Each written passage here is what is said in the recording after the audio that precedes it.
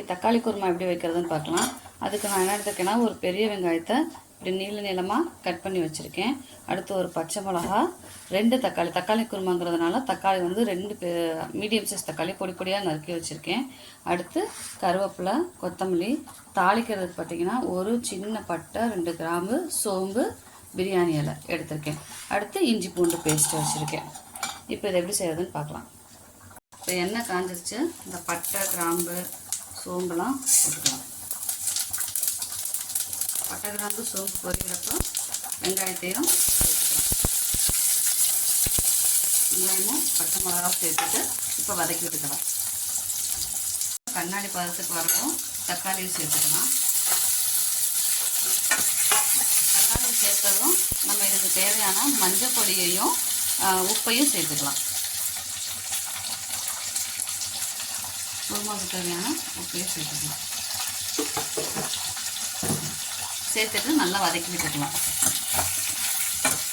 தக்காளி வெங்காயம் வதங்கியிருக்கு. ஸோ இந்த சமயத்தில் நம்ம இஞ்சி பூண்டு பேஸ்ட்டு ஒரு 3/4 ஸ்பூனு இஞ்சி பூண்டு பேஸ்ட்டு சேர்த்து அந்த பச்சை வாசனை போகிற வரைக்கும் வதக்கி விட்டுக்கலாம்.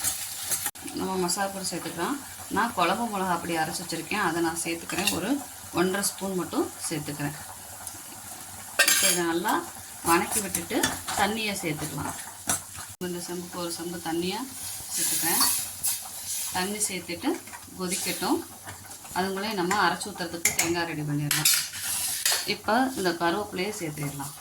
கருவேப்பிலை சேர்த்துட்டு கொதிக்கட்டும். பார்த்திங்கன்னா இந்த தேங்காயில் இந்த அளவுக்கு பாதி தேங்காய் நான் எடுத்திருக்கேன். அதை பொடி பொடியாக நறுக்கிட்டு அதில் கொஞ்சோண்டு சோம்பு மட்டும் சேர்த்துக்கலாம்.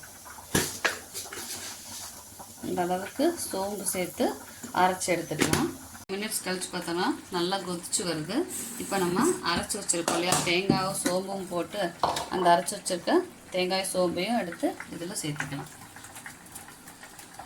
அந்த மிக்ஸி ஜாரை லேசாக அலசி அந்த தண்ணியை சேர்த்துக்கலாம். நமக்கு இன்னும் கொஞ்சம் தண்ணி வேணும்னா அந்த தண்ணியை சேர்த்துட்டு மிக்ஸ் பண்ணி நல்லா ஒரு 5 மினிட்ஸ் வந்து கொதிக்க விட்டு எடுத்துக்கலாம்.